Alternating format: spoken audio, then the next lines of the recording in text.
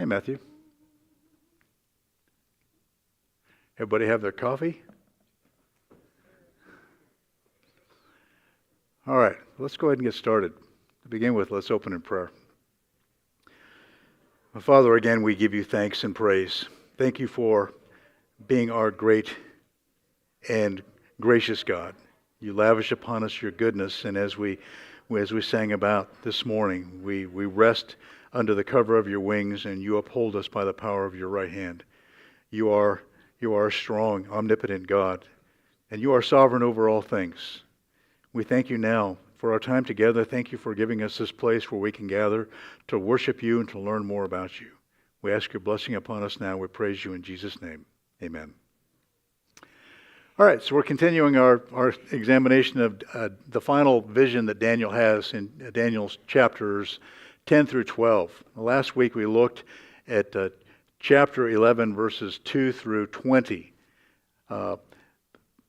In Daniel chapter 11, verses 2 through 20, we are given a glimpse into the events in the kingdoms of Egypt and Syria from the time of the death of Alexander the Great in 323 BC to the time of Antiochus IV, or Antiochus Epiphanes, and his rise to power in 175 BC. So the events of verses 2 through 20 we looked at last week encompass 148 years.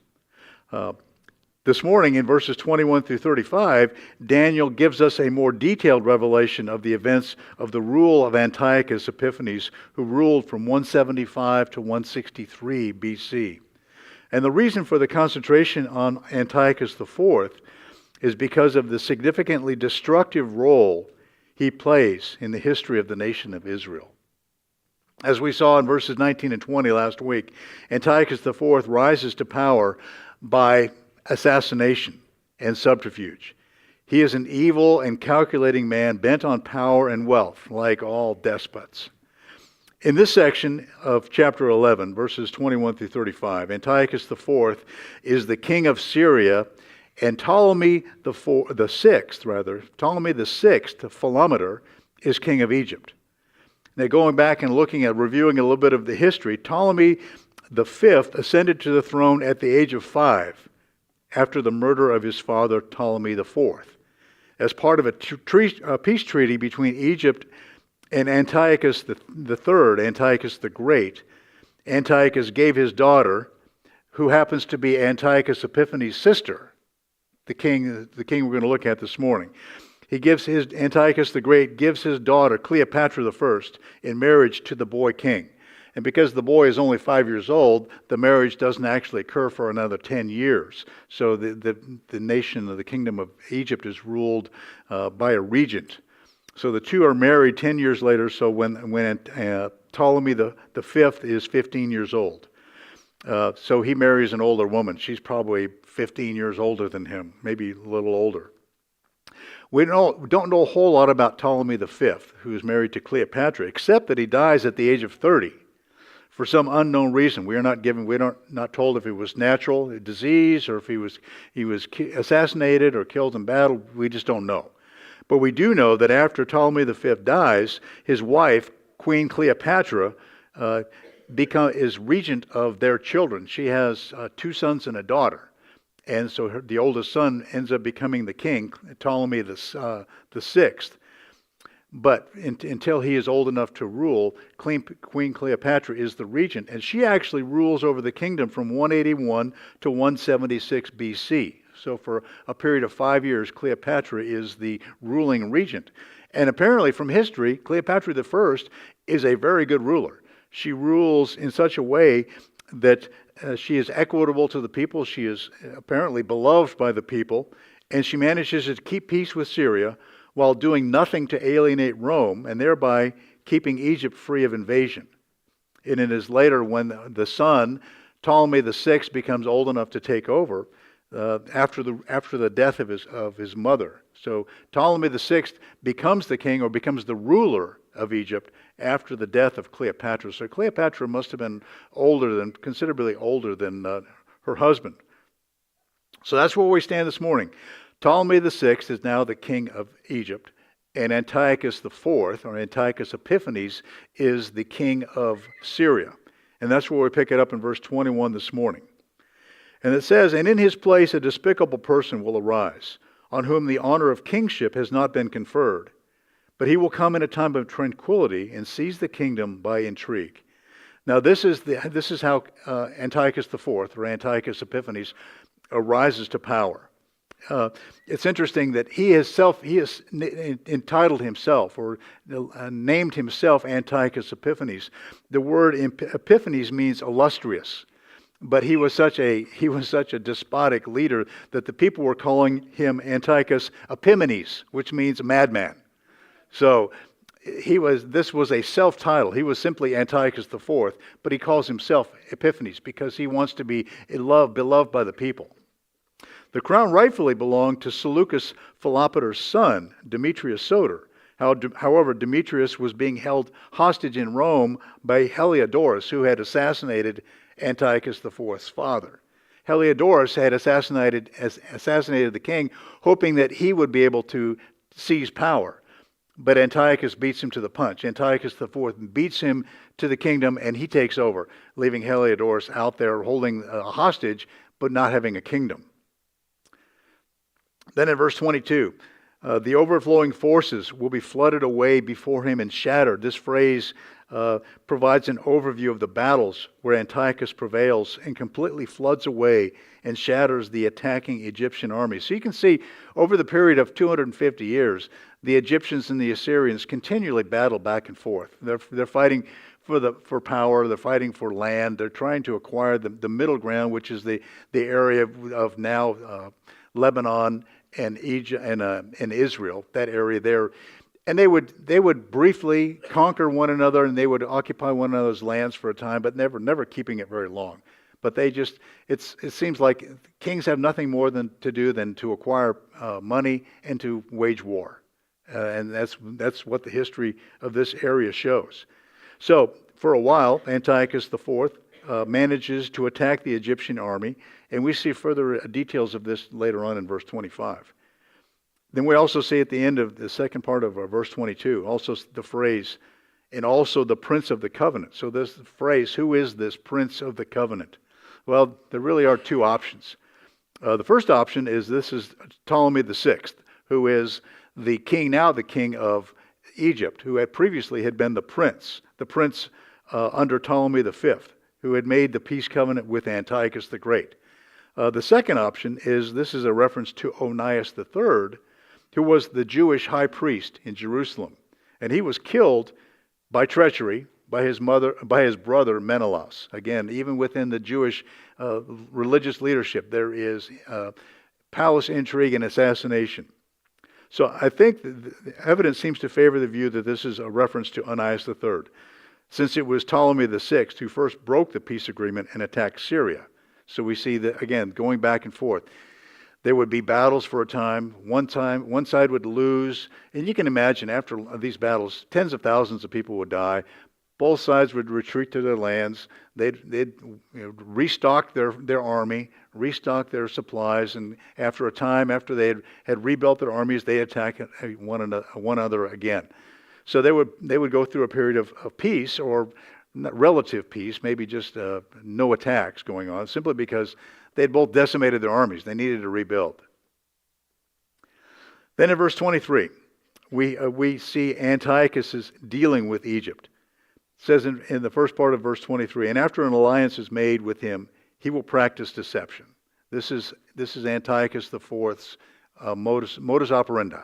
He never did anything truthfully. He did everything with a purpose of deception and intrigue, and simply trying to do what he could without having to fight. If he could assassinate somebody rather than fight against them, he would certainly do that. So this phrase, perhaps after an alliance is made with him, he will practice deception.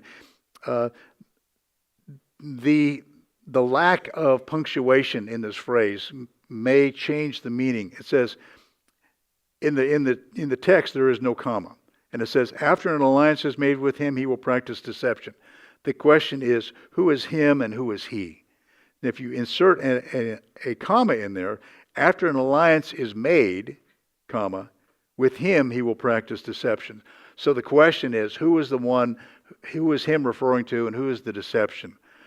I believe that it's better to understand that this is a reference to Antiochus.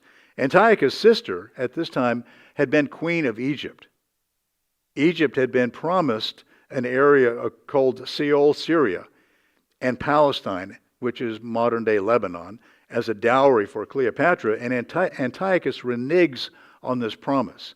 So the Egyptians are upset because they were not given the promised dowry that they would receive when Cleopatra became the wife of Ptolemy V.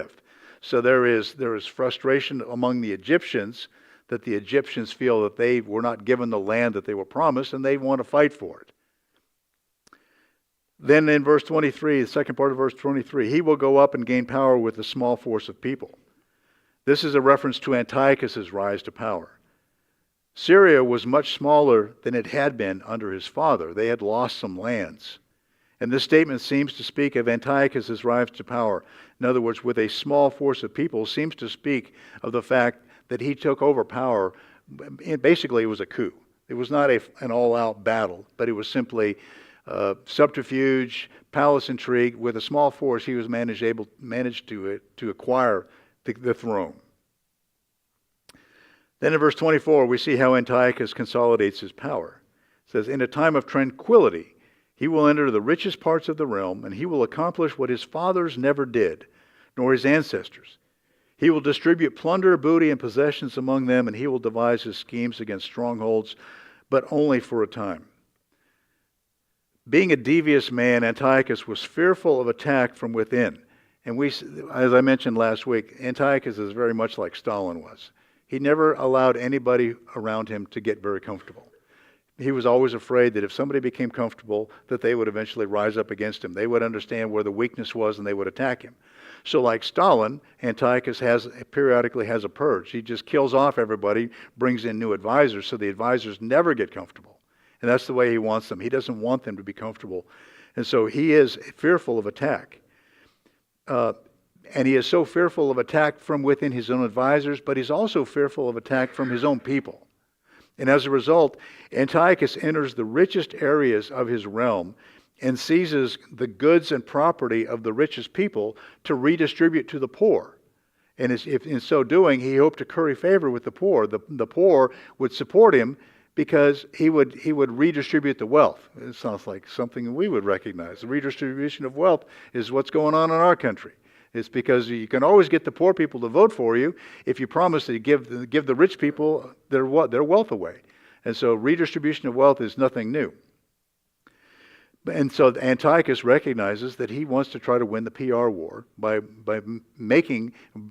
seizing money from the wealthy and redistributing it to the poor.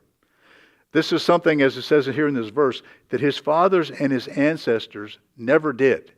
And the reason they never did it was because they were the rightful kings. Antiochus IV was not the rightful king. He seized the throne because the rightful king was being held hostage by Heliodorus in Rome.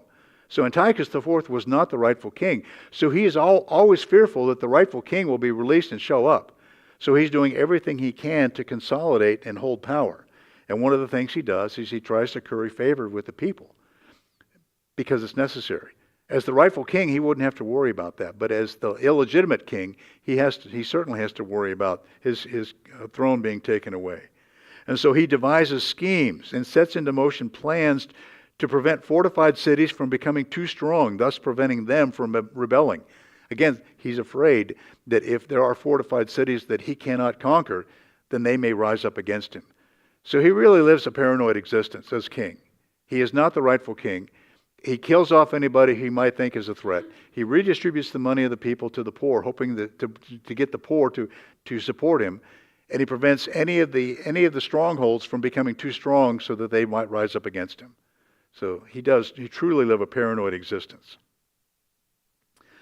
Then in verse 25, we see Syria and Egypt in battle. And this occurs in the year 170 BC.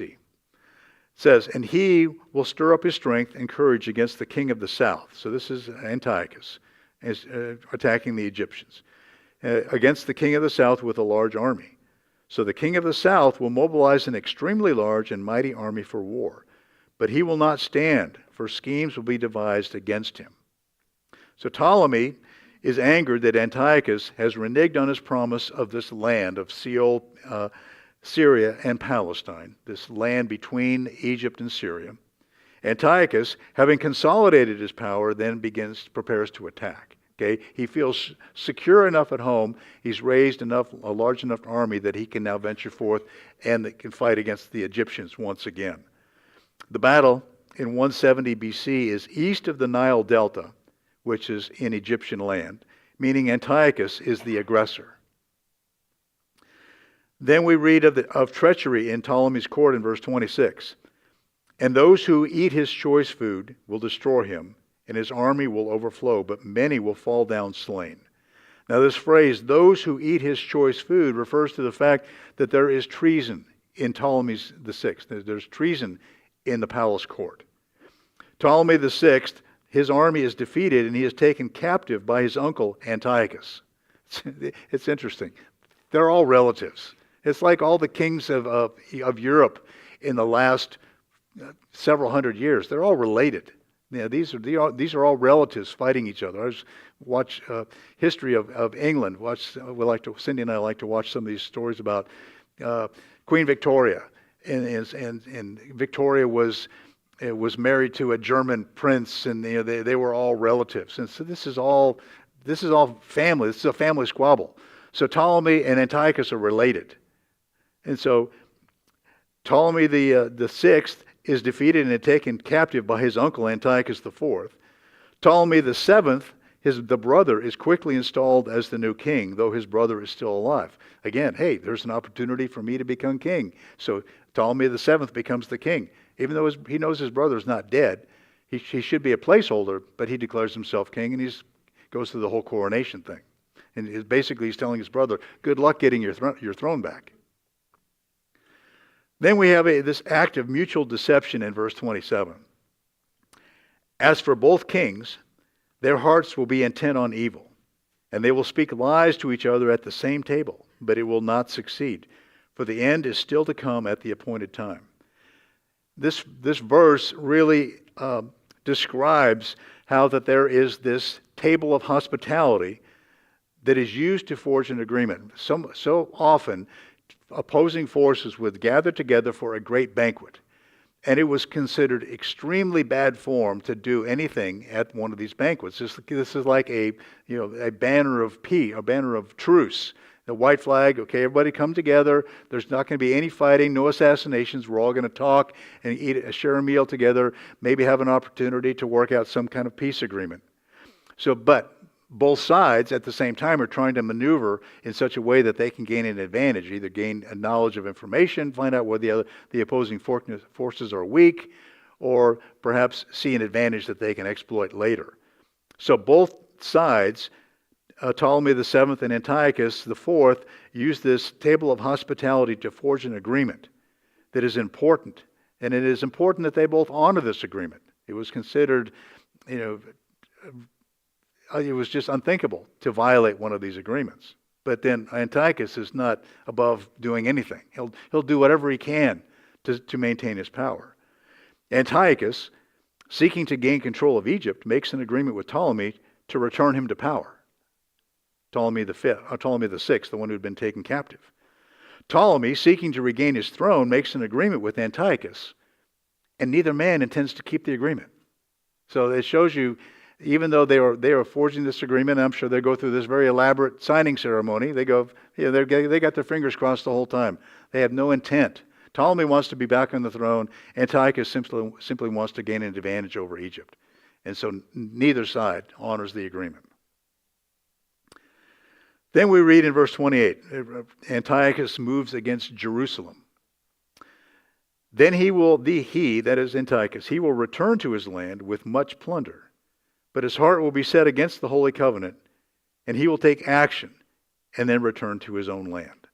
So, having been in Egypt, having had this banquet, having signed this agreement with the Egyptians, with Ptolemy the sixth, he then returns triumphantly back to Syria.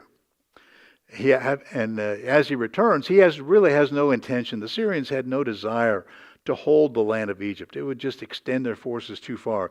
They knew that there was no way they could hold Egypt.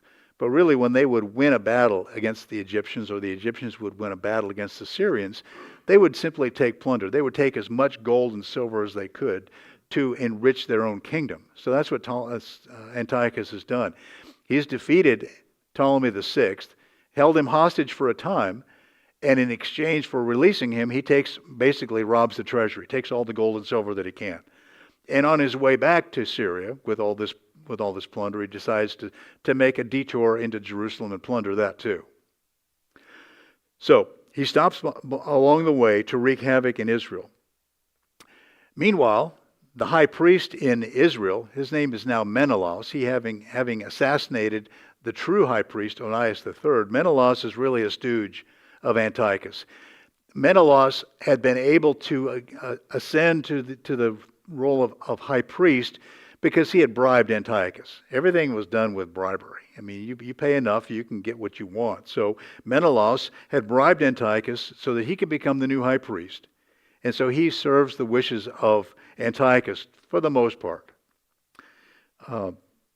During this time, Menelaus attempted a revolt from Antiochus, thinking, okay, I paid you this bribe, I've now ascended to the position I want to be seen by the people as a legitimate high priest. So he tried to revolt, tried to push away the influence of the Syrians, which of course infuriated Antiochus, and he decides to take out a little punishment on the Jews. So, and the reason Menelaus had done this was he had heard of the fighting going on in Egypt, and Menelaus had mistakenly been told that Antiochus was dead.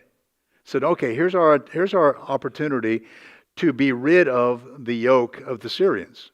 So he was attempting to distance himself, to rebel against the Syrian oppression, thinking that the Syrians no longer have a king. They're going to go through all their fighting to establish a king. We can make our break from the Syrians. It was a bad miscalculation by Menelaus, because Antiochus is not dead. And so on his way back, with the Jews now in revolt, he attacks Israel and attacks the temple.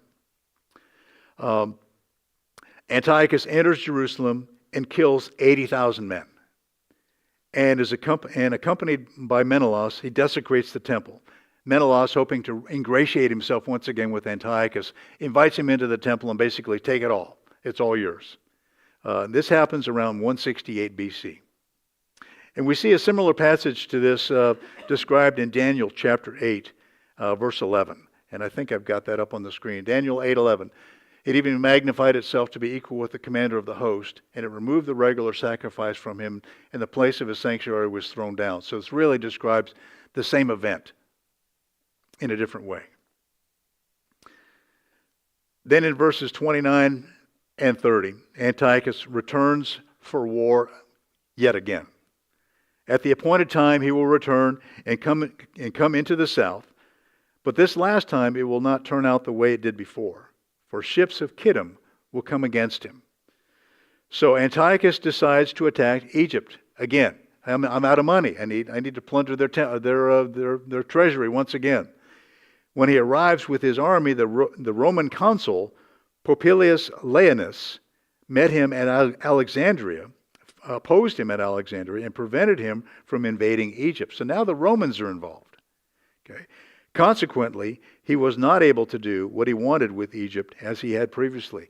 And I think the reason the Romans are now involved in helping to protect the Egyptians is because Queen Cleopatra had been such a good diplomat in leading Egypt for the 5 years that she led, that she actually established a favorable relationship with the Romans, to the point that the Romans were actually able to help the Egyptians. And it's not that they were all that friendly with the Egyptians, but it's the old adage, the enemy of my enemy. And the Romans really were fighting against the Syrians.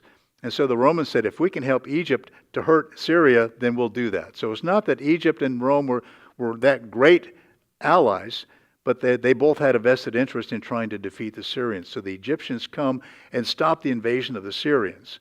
The Romans didn't stay long, but they stayed long enough to blunt the attack of the Syrians. This phrase here, consequently, he was not able to do what he wanted with Egypt as he had previously. The phrase here, at the appointed time, means that it was not according to God's timetable that these events would occur in the way that Antiochus wanted them. This phrase, the ships of Kittim, is a reference to the Roman army. They did not travel by land. They traveled from the north, from Kittim. They traveled by sea from Rome down to Egypt. Egypt now is receiving protection from Rome, who warns Antiochus that Rome will move to defend Egypt if he continues to attack. So there's this brief alliance or protectorate that the Romans establish in Egypt. The last part of verse 30, we see that Antiochus is humiliated by his defeat here, especially now that he's being opposed by the Romans. So he's not only furious that he's been defeated, but he's now humiliated. He sees this as a great personal loss, a great personal humiliation that he had not been able to succeed in his attack. Because once again, he has to retreat in defeat to Syria, to a place that he knows he's only marginally hanging on to. He is not the legitimate leader. And so to be returning home in defeat would see him as being weak. And being seen as weak, he might then say, now there's an opportunity for someone to rise up against me. So he is angry and humiliated as he returns home. It says, therefore he will be disheartened and will return and become enraged at the holy covenant and take action. So he will come back and show regard for those who forsake the holy covenant. So Antiochus returns in defeat to Syria. But on his way back to Syria, he stops and he vents his frustration and his fury on Israel. He abolishes the observance of the Mosaic law and persecutes those who keep it. And verses 31 through 35, which we'll now look at, describe how he does this, how this persecution takes place. First of all, in verse 31, we see how the temple is described as being desecrated. It says, and forces from him, that is Antiochus, will arise, desecrate the sanctuary fortress, and do away with the regular sacrifice, and they will set up the abomination of desolation. And here Daniel says specifically, they will set up the abomination of desolation. So as he returns, Antiochus' army plunders the temple, as they had previously. He abolishes the observance of the sacrificial system. He basically tells the Jews, you cannot practice your religion here. You cannot practice your sacrifice to Yahweh here. He forces it to stop. And then Antiochus, to force them to stop, Antiochus erects an altar to the Greek god Jupiter, or Zeus, in the place of the brazen altar. So he erects an altar to a pagan god inside the temple, inside where the brazen altar was to worship God. And this, Daniel is told by God, is called the abomination of desolation. I was reading some notes from Dr. Thomas Constable on this, and I'll just read them to you because it's an interesting history as to what this event occurred. Antiochus ordered his general, Apollonius, and a contingent of 22,000 soldiers into Jerusalem on what he claimed was a peaceful mission. Again, deception.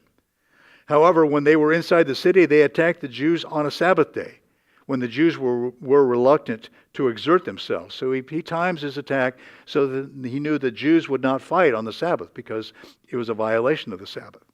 Apollonius killed many Jews, took many Jewish women and children captive as slaves, plundered the temple, and burned the city. Antiochus' objective was to exterminate Judaism and to Hellenize Palestine. To Hellenize was to cause them to worship the Greek gods. Consequently, he prohibited the Jews from following the Mosaic law, and he did away with the Jewish sacrifices, festivals, and circumcision. He basically made it against the law for them to practice circumcision, and if someone was caught practicing it, the child and the person practicing it would be killed, along with anybody else who attended the ceremony. And this is recorded in 1 Maccabees chapter 1, verses 44 through 54. So there is historical evidence from Maccabees of this event. He even burned copies of their law. As a culminating insult, he installed an image of Zeus, his Greek god, in the temple and erected an altar to Zeus on the altar of burnt offerings. This was not the first time that such a sacrifice or sacrilege had been committed. King Ahaz had set up an idolatrous altar in 2 Kings chapter 16, and King Manasseh had installed images of pagan gods in 2 Kings chapter 21, and those had been installed in Solomon's temple. Then Antiochus sacrificed a pig, an unclean animal, to the Jews on the altar and ordered the Jews to sacrifice swine's flesh on the altar. So you can now resume sacrifice, but you can only sacrifice pigs on this altar. It's like, okay, that was unthinkable for them. This happened on December 16th, 168 BC. The Jews referred to this act as the abomination that caused desolation. And this is also referred to in Daniel chapter 12 and verse 11. So we'll see this phrase again. Since it polluted their altar and thus made sacrifices to Yahweh on it impossible. Antiochus further ordered his Jewish subjects to celebrate his subsequent birthdays by offering a pig to Zeus on the altar. So every time I have a birthday, you're going to sacrifice a pig in my honor. Wow. Just flaunting it in the face of God. Jesus Christ indicated that another similar atrocity would befall the Jews in the future. And this is Matthew 24 and Mark 13. By the way, Jesus Christ's explicit reference to the prophet Daniel being the writer of this prophecy in these verses should be proof enough that Daniel, rather than a 2nd century writer, wrote this book. Jesus referred to the coming atrocity literally as the abomination that causes desolation, the exact words used in the Septuagint version of this verse in Daniel. Thus, Antiochus's actions were a preview of similar atrocities that are yet to befall the Jews. The destruction of Jerusalem in AD 70 by the Roman general Titus has seemed to some interpreters to fulfill Jesus' prediction. However, Titus did not treat the Jews as Antiochus did. Furthermore, the book of Revelation, which dates after the destruction of Jerusalem, predicts that the coming of a beast who will behave as Antiochus did, only on a larger scale. So really, Antiochus is really the little Antichrist. What he does is really a precursor to what the beast of Revelation, the great Antichrist, the servant of Satan, what he will eventually do in the end times. What he will do will be even worse than what Antiochus did. They both desecrate the altar, but what the future Antichrist will do is on a much greater scale than what Antiochus did. Any comments or questions concerning this narrative that I just read? Yes, Gordon. This is actually the notes from Dr. Thomas Constable. He's a professor of theology at the Dallas Theological Seminary. He's actually written, I took a couple classes from Dr. Constable, and he's actually written a pretty significant commentary on every book of the Bible, and it's available for free online. The website, I think it's from Plano Bible Church. It's soniclight.com, soniclight.com, and you can access all of his commentaries on each of the 66 books of the Bible for free. And like his commentary on Daniel is like 300 pages long. I mean, some of his notes on Jeremiah that I looked at were very extensive. So it's a very good commentary, and it's free. And he actually would use those notes in our classes, and so those were the basis of our discussion and of his lectures. So it's very, very well done, and it's not simply his. It's like a typical commentary. A lot of it is his study, but a lot of it is he incorporates footnotes and notes from other people. So he kind of combines all these various commentaries and thought from different scholars over the years, and he incorporates that into his own document that he uses in class. It's very good. I recommend it to you all.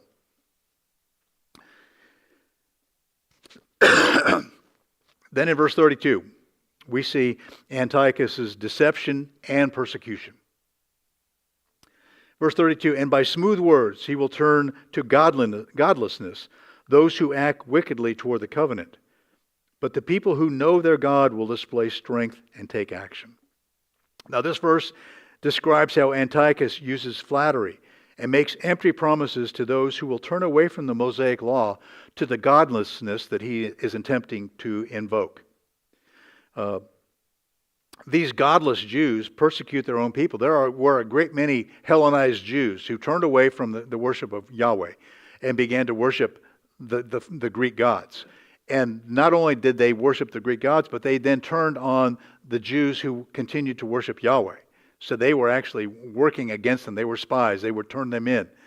So there was a great deal of Jew-on-Jew killing going on because of this oppression, this persecution from Antiochus.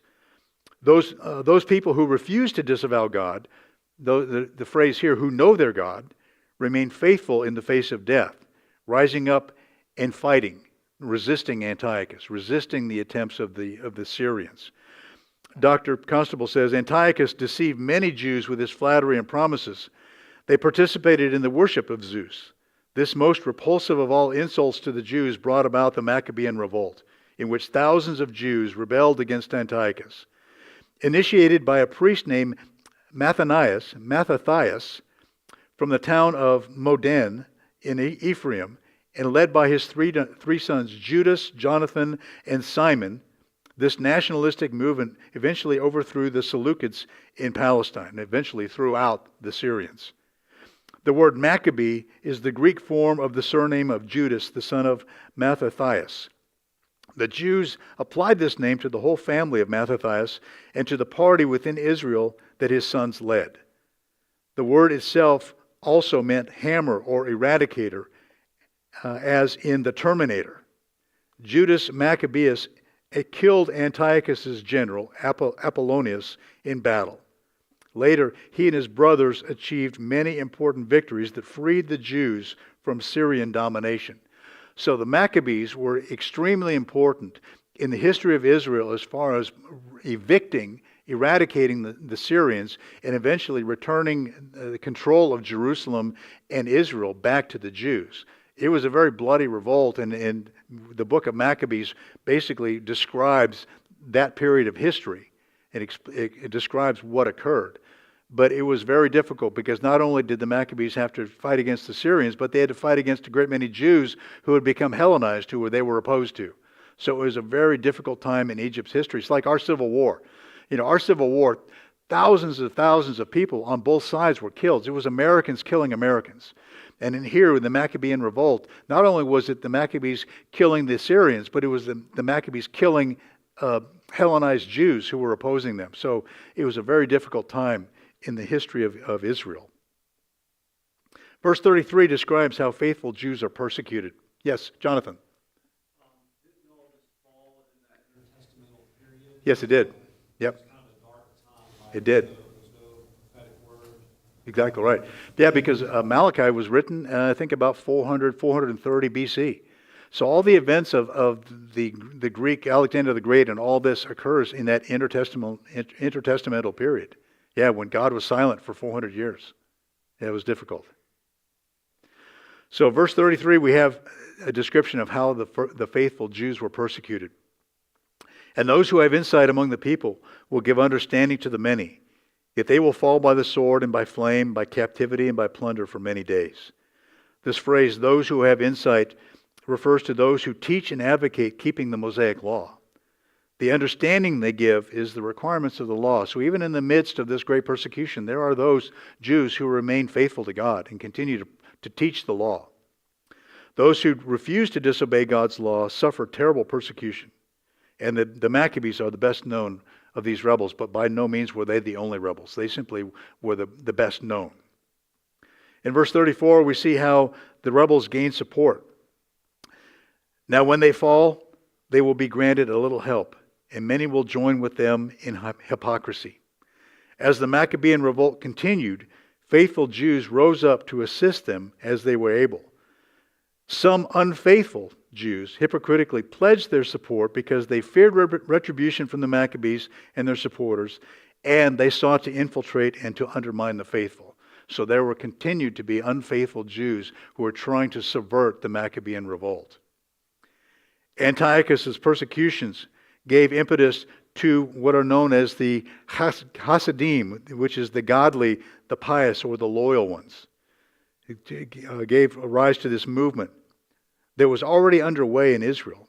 The Hasidim advocated strict adherence to the Mosaic law and traditions of Judaism. Even today, the strictest Orthodox Jews refer to them as the Hasidim. The Maccabean revolt likewise fueled this movement, since it was both a political and a military manifestation of the Hasidim conservative philosophy. The Hasidim movement really resulted in the spiritual survival of Israel until the time of Jesus. They were those faithful Jews who continued to adhere to the law and to teach it. Antiochus retaliated with brutal force and killed tens of thousands of Israelites during the few years that followed his desecration of the temple. He died insane in Persia in 163 BC. So he died of somewhat natural causes in that he was not assassinated. He just died of insanity. The godly in Israel received little encouragement from their apostate pro-Hellenistic brethren at first. Even the Maccabean revolt started out small. As time went by and the Maccabees' effectiveness became apparent, more Jews joined their numbers, but many of them did so without abandoning their pro-Hellenistic convictions. They hypocritically joined the nationalists. Eventually, the Maccabees had to purge their own ranks. They, the Maccabees, executed many of their fellow Jews because they knew that they were not truly converted. They were simply, they were trying to do what they could to protect themselves. So you see that the Hellenistic influence that is now in Egypt. So when Jesus is born, you have the Hellenistic influence is still extremely influential. The number of Hellenized Jews in Israel at the time of Jesus was great. So this influence was not eradicated by the Maccabees. It was still there. And so, Herod really was a leader of the Maccabean side, on the Hellenistic side. So this was something that continued to exist, and this occurred in 163 BC. 150 years later, this is still going on. It was still going on in the time of Christ. Then in verse 35, first part of verse 35, and some of those who have insight will fall, in order to refine, purge, and make them pure. So in other words, this phrase is saying that many of God's faithful would fall or die, and they did. But we also see in this verse, we see God's purpose for trials. We see refining and purging. The refining is used for refining metal, to purify metal. We've seen this term used many times. The refining fire is what sanctifies us. And it also was used to purge out impurities. Hypocrites and the unfaithful are not willing to suffer for God. So the result was those who remain faithful to God, like the church in the end times, those who are in Christian churches, when persecution comes, who are not true believers, will leave, because they were unwilling to bear the persecution that is coming. Those who are faithful to God will stay and suffer persecution because they have the attitude of Peter. Lord, where else can we go? You have the words of life. So the faithful will remain even in the face of persecution. The unfaithful will flee the persecution because they said, they've got no dog in this fight. They stay as long as things are comfortable. When things get tough, they will abandon. And it was that way with the Jews. The unfaithful fled. So the purpose we see, as we are told here in verse 35, the purpose of the suffering was to purge and to purify the nation of Israel. Even though many godly Jews died, the struggle against the Syrians, or the Greek influence, purified the Jews. John Hyrcanus, the son of Simon Maccabees, eventually founded a strong Jewish kingdom. His son, Alexander Jannaeus, enlarged it to its fullest extent in the last part of the 1st century BC. Here, Daniel receives assurance that the predicted persecution would run its course and end. The purification of his people came eventually, though not completely, through the turmoil just described. And you can imagine this was a comfort to Daniel as he's receiving this, because as you're reading this, you go, Lord, does anybody survive? Are all the faithful Jews killed? And God says, no, the nation of Israel will survive. Yes, the nation will be purged, but it will be refined. Those who survive will be refined as through the fire of affliction and persecution. So Daniel is somewhat encouraged and comforted by the fact that this does not destroy Israel, but actually purifies the nation. Yes, it will be a time of great destruction and great death, but the nation will still survive, which for Daniel was a reassurance. Then in the second part of verse 35, we have a transitional statement. It says, until the end time, because it is still to come at the appointed time. And as I've mentioned several times during our study, there are gaps in time in God's Word, where you have a large gap in time. And gave you a couple of examples. And here we have another example. This phrase at the end of verse 35 refers to the Antichrist of the end times that we see in the book of Revelation. Up till now, from verses 21 through 35, first part of verse 35, here in Daniel 11, we've seen a description of Antiochus, who is the little horn, the little Antichrist. And then at this second part of this verse 35 talks about until the end time, because it is still to come at the appointed time. That is a reference to the end time Antichrist, the one that we see described in the book of Revelation. So we have this 2,000 plus year gap in time, and then we will continue on in our study and look at the things that this future Antichrist will do in the nation of Israel. And we'll come back and look at that. So here we've reached now the end of verse 35. And we've looked in the last 2 weeks, we've looked at chapter 11 from verse 1 through verse 35.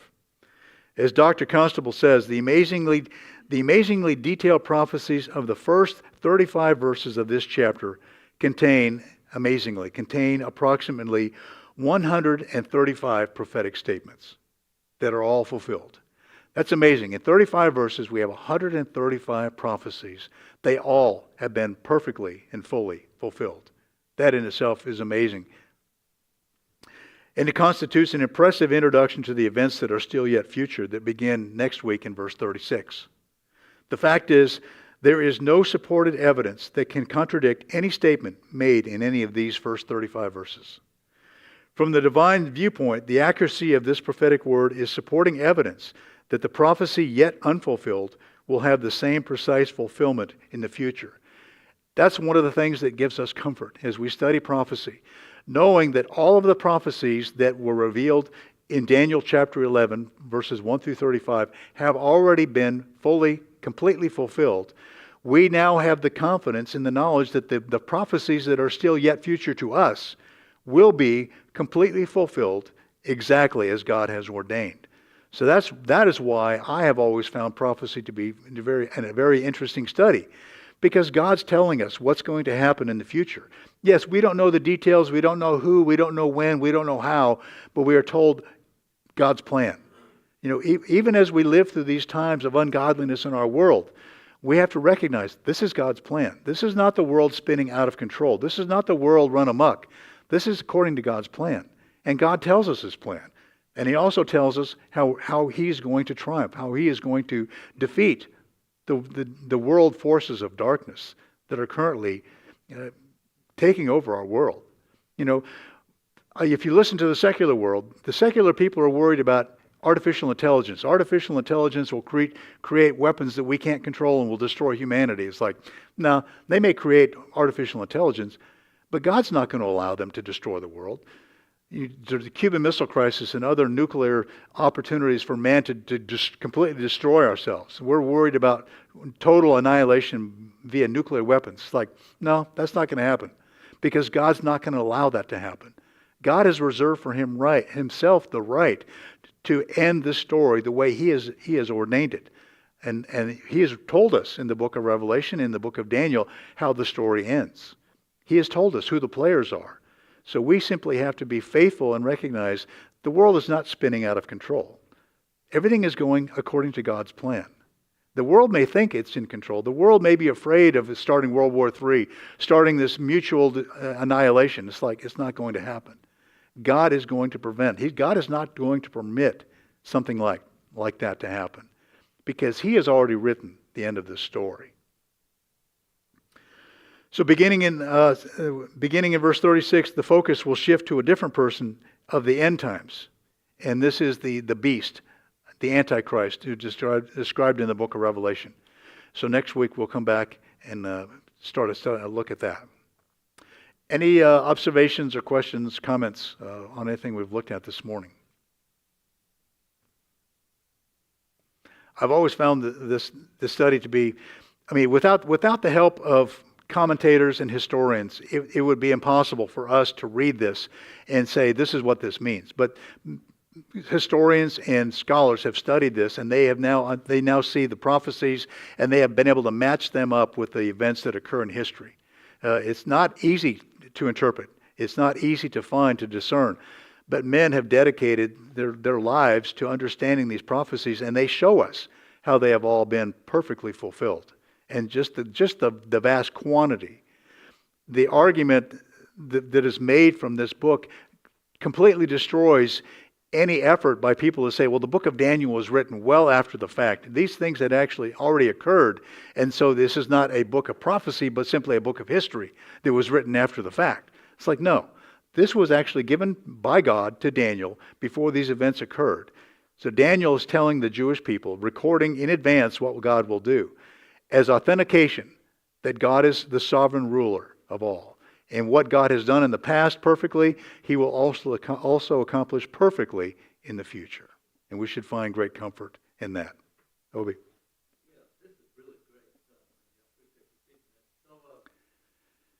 it. So, the story we see on the news about nuclear exchange between the superpowers, that's not going to happen. Right? Well, I'm not saying it's not going to happen. I'm simply saying we are not going to destroy humanity with nukes. We're not going to destroy the world. Okay. There still could be a World War III, but not nuclear. Exactly. Right? Or limited nuclear. Limited. Yeah. I think the threat of nuclear weapons is very real. Yeah.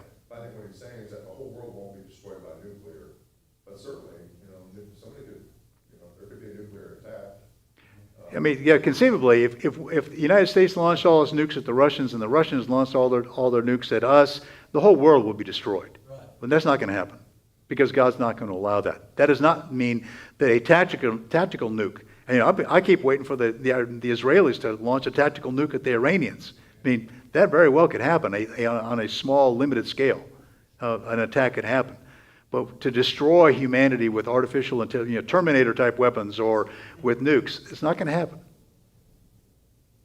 Well, yeah, that's good to know. Yeah, it is. But Hiroshima was an example of nuclear weapons being deployed, right? Yeah, but you only had one country that had it then. Right. Now you've got multiple countries that have it. Right. And but I think God will prevail. The Spirit will prevent men from just losing their minds and launching everything they have. So there conceivably could be a nuclear exchange, but it will be on a more limited basis. Jonathan. Just a quick question. Remind me approximately how many years from the point that God gave this to Daniel till they occurred? Approximately, Daniel received this revelation in 536 BC. So there's almost it begins in 323. So it begins about 200 years later and goes on for a period of 170 years, almost to the time of Christ, till 150 years before the time of Christ. Yeah, so it's interesting, as Gordon had pointed out, that it occurs during the intertestamental period when God was silent. From after Malachi was written, there's that period of silence until John the Baptist comes. This is when these events occur, during that silent period, that 400 years. All right, we're out of time. Let's close in prayer. Father, thank you for the marvelous things that are revealed in your word and how they truly do glorify you. They demonstrate to us and give us comfort to know that you are in control of all things. You are sovereign. That man is not sovereign over his own destiny, that you are the sovereign creator who disposes of his creation as he has ordained. And for that, we give you glory, we give you thanks, and we give you praise. We thank you for our time together this morning. We pray that you would find our worship in the hour to come to be acceptable in your sight. We pray this in Jesus' name. Amen.